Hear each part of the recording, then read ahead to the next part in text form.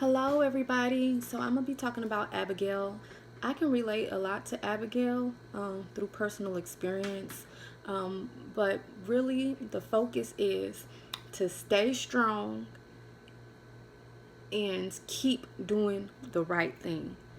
God has your back, no matter who around you starts failing and doing wrong, or slipping or sinning or just out there, or whether they're out there or not, just not doing the right thing and not being responsible, not being respectful, not doing things that are just out of order. You know what I'm saying? No matter that, you stay strong and keep doing the right thing. I don't care if you're a boy, girl, woman, or man.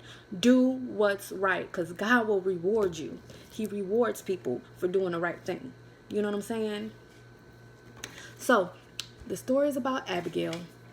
Abigail was the wife of a wicked man and a self-centered man named Nabal. And this is just kind of paraphrasing. David, who had been anointed king but not yet taken office, sent servants to kindly ask Nabal to show hospitality to him and his servants. David's servants had been companions and protectors of Nabal's shepherds. Nabal's response was that David, who was lazy and presumptuous,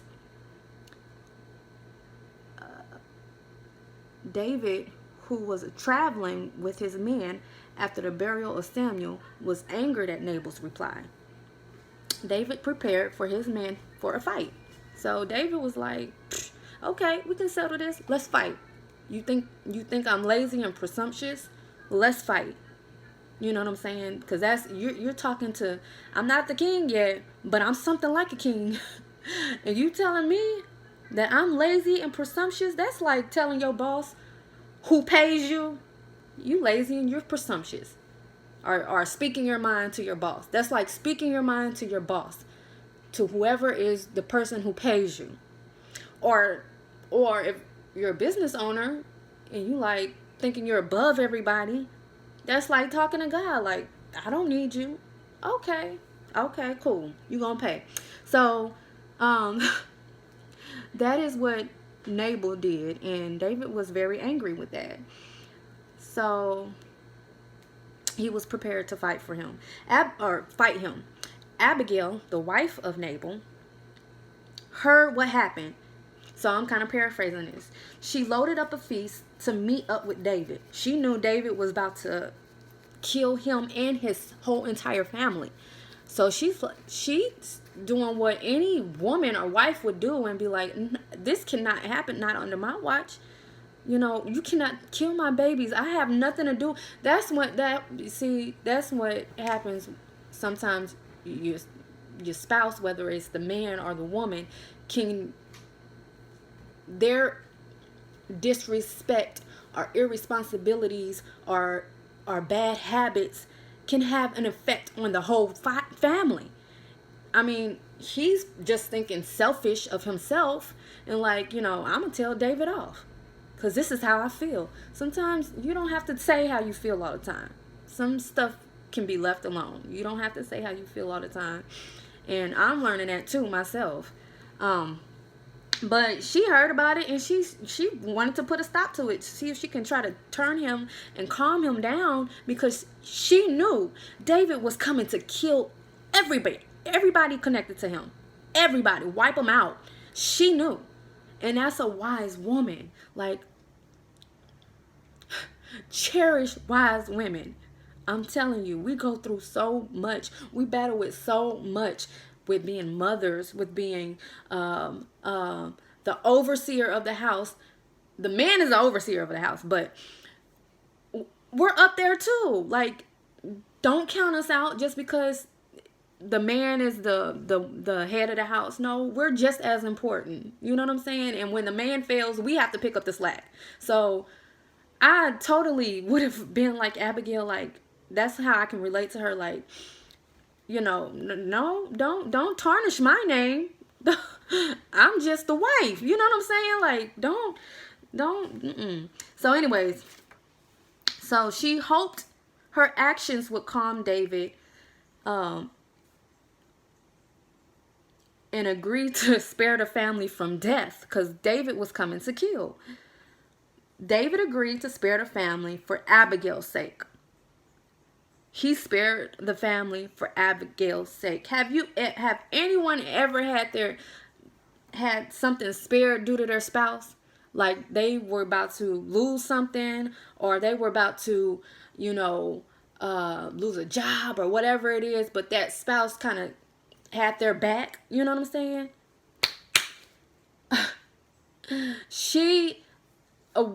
Look, it's a woman's job to protect the family, to protect when I say family, I mean children.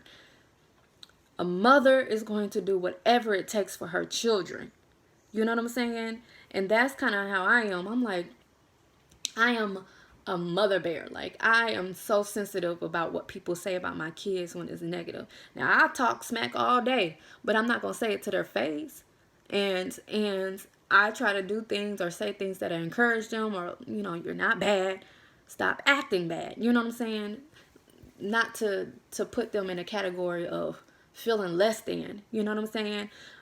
But I will go to bats for my children. Like, you want to see Mama Bear come out, lion mama coming out? Mess with my kids. Like, I don't play about that. I don't play about their protection. I don't play about their health. I don't play about that. Like, don't mess with my kids. Don't mess with my kids. And so Nabal got big-headed after telling David to take a hike, and he threw a party. He was drunk and unable to protect himself. The next morning, Abigail told Nabal that she had taken offering to David, and by doing that, she was able to turn away David and his 400 soldiers. Nabal was shocked to learn that his whole household could have been destroyed due to him. So shocked that his heart died within him and he became as stone. Within 10 days later, he was dead. When David heard about Nabal, he sent for Abagail, and he married Abagail. That she became his wife because he saw her as a virtue of honest and desired to protect her family. I'm telling you, I don't even know where to begin, but I see some people, I hate when people use the excuse as, well, everybody else is doing it. So what? There are people who will jump off a bridge because somebody else did it. That don't mean do it.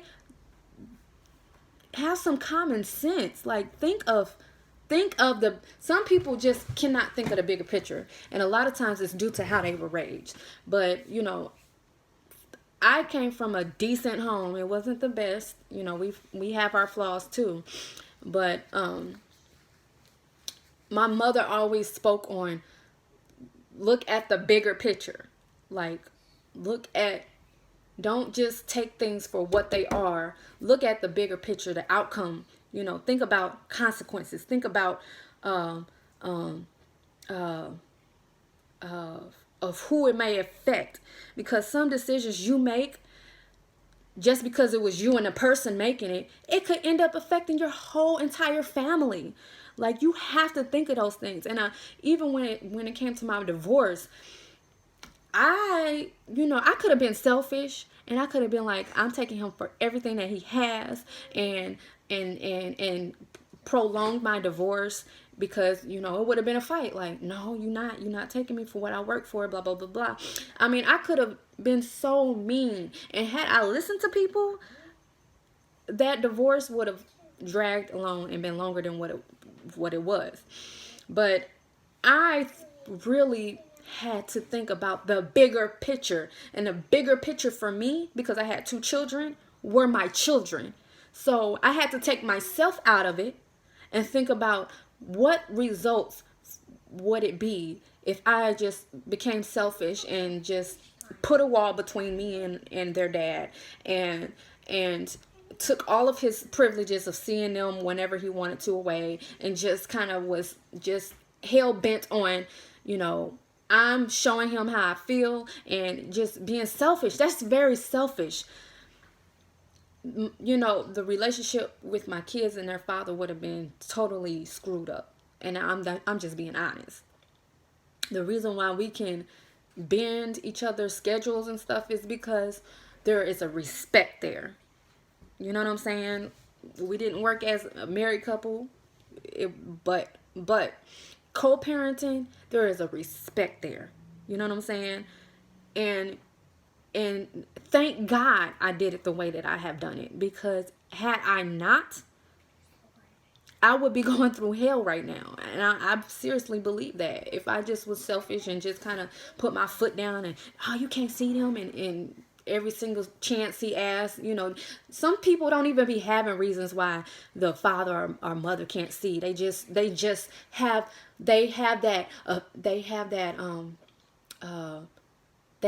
power, so they overdo their power. They overuse their power, and it actually causes stress, because now you don't have no help with your children. You're a single parent, and you're doing it all by yourself when you could be having some kind of help. Like, take advantage of help that you have. Somebody who is willing to help you out, whether it be financially or physically or both. Like, take that help. Don't be so stuck in your ways that you can't no, you can't have the you can't think of them being in their child's life. What? That don't even make sense. It's their child too. Come on now. But I just wanted to point out in 1 Samuel 25, it says, verse 37, 1 Samuel 25, verse 37, it says, "But it came to pass in the morning, when the wine was gone out of Nabal, and his wife had told him these things, that his heart died within him, and he became as a stone." So it's telling you, this is in the Bible, 1 Samuel 25, 37. His heart died within him, and he became as stone. And it says in verse 38, it says, "And it came to pass about 10 days after, that the Lord smote Nabal, that he died." God don't care about how many people are doing wrong. Don't do wrong. Don't do what everybody else is doing because everybody else is doing it. If they're not doing right, don't do it. Keep doing right. I don't care if people talk about you, make fun of you. Stay strong. Do right. God will have your back. Let me tell you, each and every decision that I've made, major decision that I've made in my life, God has had my back as long as I was right. Now, when I made bad decisions and I did wrong on purpose, and I knew I was doing wrong and I did wrong anyway, I suffered the consequences because of that. And I learned from them, because I'm like, I don't want to feel that pain no more. I don't want to have that no more. That's what keeps me going. That's what keeps me keep doing the right thing, because I don't want to feel that pain no more. And it gets to a point where, struggle after struggle after struggle after struggle with something, you will get tired of it. You will get tired of being always stuck down here. No, I'm at a point in my life where I'm ready to build up. If you ain't trying to build up with me, you know what I'm saying? If you're not trying to encourage me and push me, if you're not trying to be there for me, if you're not trying to help me in any way that you can, if you're not trying to pray for me, if you're not trying to uplift me when I'm down, bye. I don't need that no more. You know what I'm saying? So, as my job as a wife, I'm just in that season where I'm just doing right. I'm just doing right, and I know that God will take care of me. I'm not perfect. I make mistakes. There are still things that I need to learn. There are still things that I need to get better at with communication and with how I talk or how I communicate. But nothing is going to stop me from doing the right thing. Nothing is going to stop me from doing the right thing. Nobody, nothing. Not the devil, not nobody is going to stop me. I'm going to do what I feel is right. People might not agree with me. People might think I'm too deep. I always say that, but people do. And I'm like, but I'm doing it right. Why are you so hell bent that I want to do the right thing. Like, what shouldn't you want me to do right? As a friend, as a family, as a spouse, even shouldn't you want me to do right? I want my spouse to do right. I want my family to do right. I want my if I well I don't really have friends, but if I have friends, I would want them to do right. Like, I'm not going to encourage you to do wrong things. I'm not. That's just not me. I'm not going to encourage you to lie. I'm not going to encourage you to steal. I'm not going to encourage you to cuss. I'm not going to encourage you to listen to any and everything. I'm not going to encourage that. That wouldn't make me a woman of God. If you're wrong, you're wrong. I'm sorry. I don't care how many people are doing it. If it's wrong, it's wrong. If you can get in trouble by the law for doing this thing, if you can get in trouble by your leaders, if you can get in trouble by and that's not putting them above God, but if you can get in trouble by God by doing this, don't do it. We still are on this earth, so we gotta obey the law. We can't just do whatever we want because we feel like it or because it's convenient for us. If it's the law, it's the law. We can't just say whatever we want, and how we want it and how we feel because it makes us feel good, but it ain't right. Then don't say it. You know what I'm saying? Keep some stuff I keep in my head. Like I could say a lot of stuff, but I just keep that to myself. And that's what we need to do. Just stay strong and keep doing right. God is going to bless your life. He's going to bless you. It don't matter if people follow along with you. It don't matter if people see the good in you, or if they're always pointing out the bad, or if they can't see the positive and overall the things that you have done. Keep doing right. Keep being who God called you to be. Keep being who you are and keep doing right. God will bless you. Stay strong and stay doing the right thing. In Jesus' name.